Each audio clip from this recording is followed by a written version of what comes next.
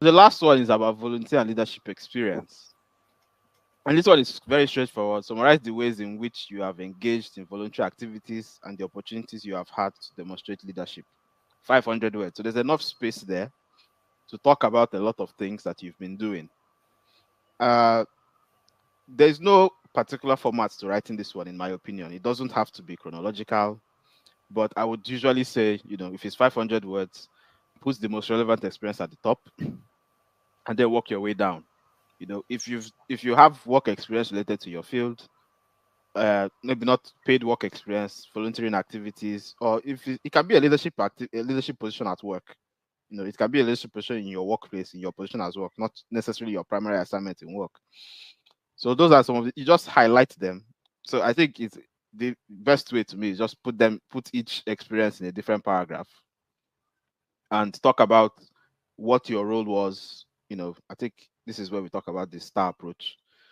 What was the situation? What was the task you underwent? What was the activity and what was the result? So just briefly state that out. It doesn't need to be very overly, and you don't need to put 100 different experiences as well. It's not about the quantity. To me, it's more about the quality and also about the breadth of what you've been doing. So if you have voluntary experience, either as part of a team, as a leader, put it all there to show that you have some sort of experience. And I think the whole essence of this essay is to show two things. Number one, that you can do extra work that you're not paid for, which means you're passionate about development, you're passionate about doing things. It's not just about monetary gain for you. So that's one thing that you need to demonstrate. And the next thing is that you need to demonstrate some sort of leadership ability, which means you're able to lead the change that you say you want to make. You're not just going to wait around for people to tell you what to do, but you're going to be able to, take the bull by the horn, lead up some initiatives. You've listed out some activities you're going to do previously. You need to show that you have the capacity to actually spearhead some of those things that you say you're going to do. You're going to organize a workshop. Okay, do you have experience of doing a workshop before? No. Do you have any kind of experience teaching before? Do you have any kind of experience speaking in public before?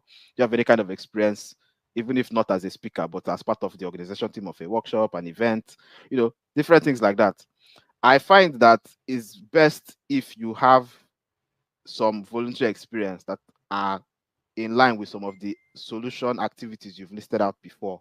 So if you said you're going to teach, you're going to mentor colleagues, and you have some sort of voluntary experience doing some of those things, those kind of activities, I think it's best you put them down. You have 500 words, you may not be able to list everything, but anything that can show some sort of correlation to what you've written before. Usually for me, I'd say that those are more important things to put down than just stating that you've done a lot of different things that maybe don't have any bearing on what is being said. I don't know if anybody else has any contrary Yeah. opinion to that or No, I think, wants to add anything. Yeah. Bushi, you've actually, yeah, you've put it well. I think the key thing there is that you might have already been involved in a lot of leadership and voluntary activities, but no matter how many they were, I think the key focus for you should be already prior to this, you've identified a lot of development issues and what you might be doing to solve that problem.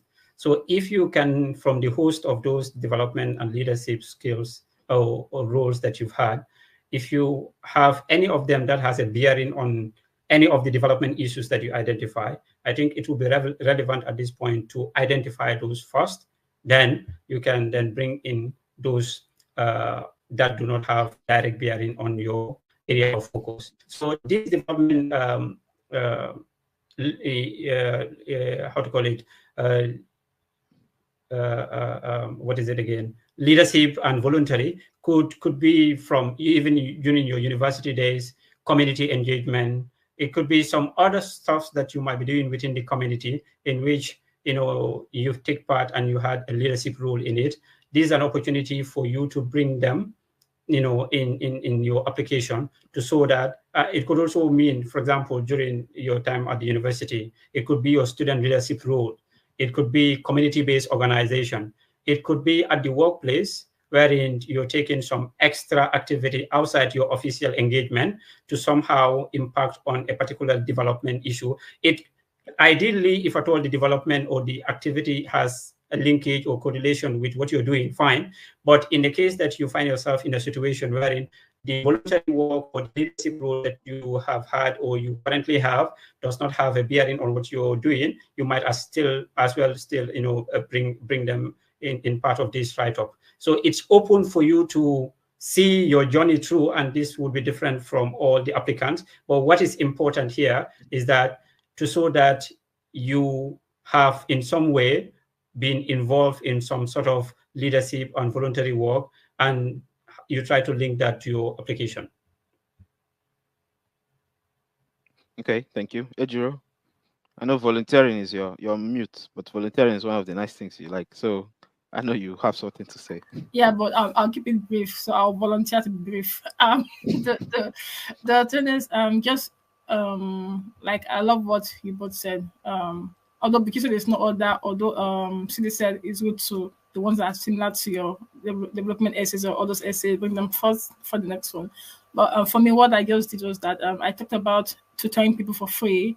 I tutored some people like high school living students, like secondary school students, for paying for university entrance. I tutored them. So because I'm into lecturing, that's kind of like that's colorate. I talked about hosting webinars online to help other applicants applying for speakers. I talked about, so it depends on what you have. If you have what relates, fine. If you don't have what relates, it's still okay, because you're in leadership one time, there are all skills that are needed. And like once we keep saying, use the star approach if possible. What was the activities, or what was the issue? What did you do? What was the result? Yeah, I think we can drop the display the star approach so people can understand, and okay, so the problem, this was the solution, and this was the result, or let people know what you did. So I think, yeah, that's it. And yeah, we have other previous webinars that we actually talked about it a lot, so you can always go back to it. And I also believe CD have an upcoming webinar which we will share towards the end. So yeah, tomorrow, yeah, we can proceed. Yeah, Pichu, over to you. Yeah.